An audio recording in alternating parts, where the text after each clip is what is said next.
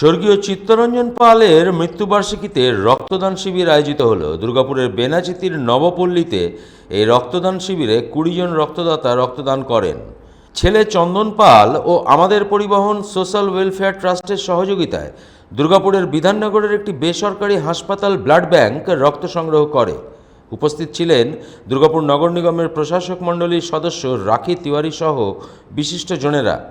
দেখুন, উনি ওনার বাবার মৃত্যু দিনটা আজকে পালন করছে ব্লাড ডোনেশনের মাধ্যমে।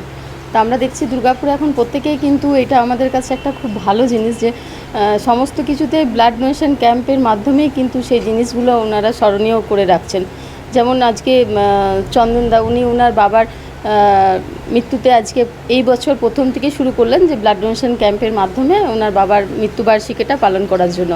আমার বাবা স্বর্গীয় শ্রী চিত্তরঞ্জন পাল বিগত মারা গেছেন 2017-তে। আজ 7ম বর্ষবার্ষিকী।